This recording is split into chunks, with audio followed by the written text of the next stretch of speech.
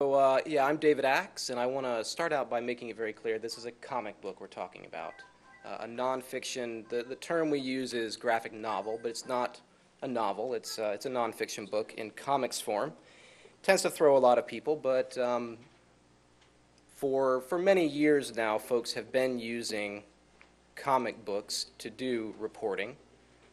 Tim and I are not the first, but it's still a relatively small field. Before I talk about the book specifically, and I'm going to be brief because there are other folks to talk and then we're going to have a discussion, I want to take you back about 3 years. So the 2009-2010 time frame, where I had spent the previous 5 years reporting mostly from Iraq and Afghanistan and a smattering of other conflict zones. But the sort of dominant theme of my reporting, looking at it as an American, writing for an American audience, the dominant theme was what we'd done wrong or how we were screwing things up. The Iraq War obviously began with with lies and mistakes of epic proportion, and besides being launched on a false premise, was conducted badly. So in Iraq, I reported on the training of Iraqi security forces, which was also going badly, reconstruction of Iraq, which was going badly, manipulation and suppression of the press by Iraq and by U.S. forces, which is also bad. Thank you. And among other woes in Iraq. Hopping over to Afghanistan, the story was much the same. The war was launched under different circumstances, but in 2009, 2010 appeared to be going very badly, as it continues to go rather badly.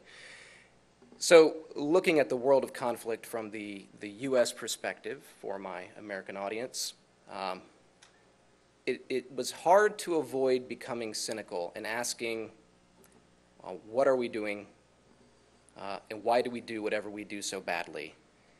And is there another way to think about the use of armed force in the world, other places to use it, in ways that wouldn't depress me quite so much? I began to look around the world at some of the conflict zones I was sort of vaguely familiar with. I was interested in Congo for Congo's sake, the DRC I'm talking about, the Democratic Republic of Congo. Because it's a sort of battleground with overlapping conflicts. There are multiple rebel groups and armed groups and problems with the native security forces, all of it sort of bundled up in an ongoing humanitarian crisis that affects tens of millions of people. But Congo also, very quietly, in 2010, was appearing to shape up to be a future battleground for the United States, to be a subject of U.S. intervention.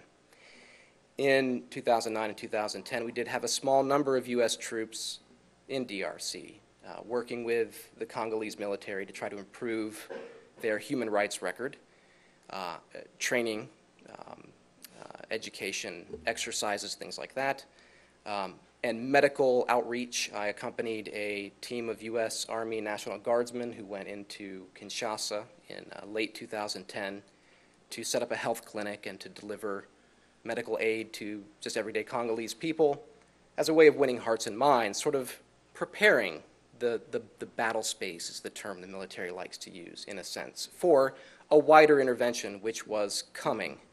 There was momentum building for a more direct U.S. role in one of Congo's most severe conflicts, and that would be the fighting surrounding the Lord's Resistance Army, which is originally a Ugandan rebel group that had fled into Congo and was hiding out in northern Congo and the neighboring countries and survived by rape and pillage.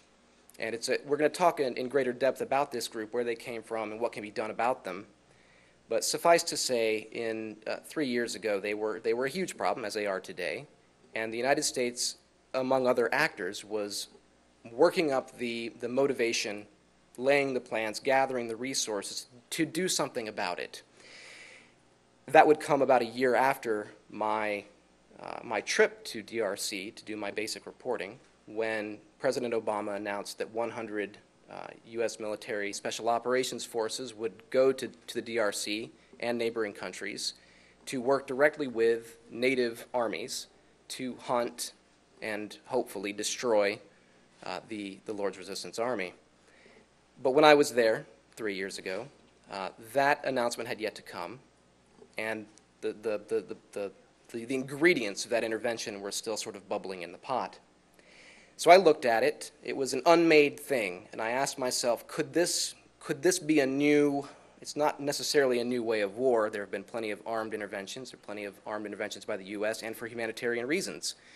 But could this represent a kind of military strategy is not the right word, but a grand strategy, an answer to the question, what is America's role in the world post-Iraq, post-Afghanistan? Could we leave a decade of bad war behind us and fight good wars? Now, there's going to be lots of caveats to that question.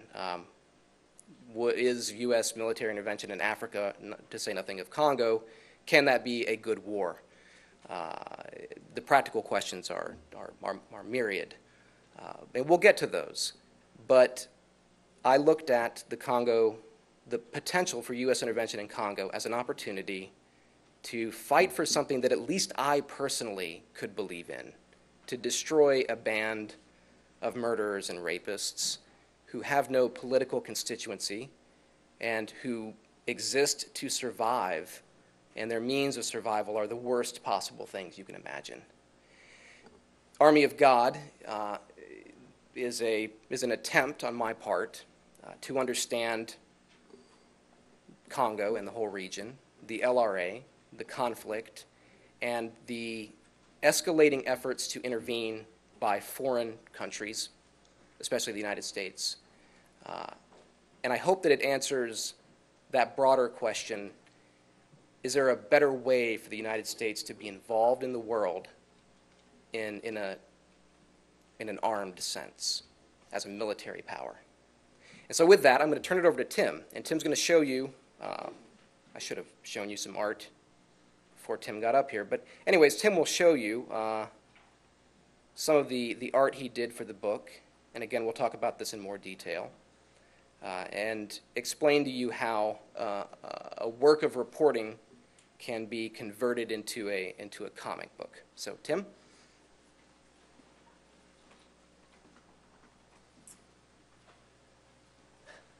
Good evening, everybody. I'm just going to switch slideshows real quick.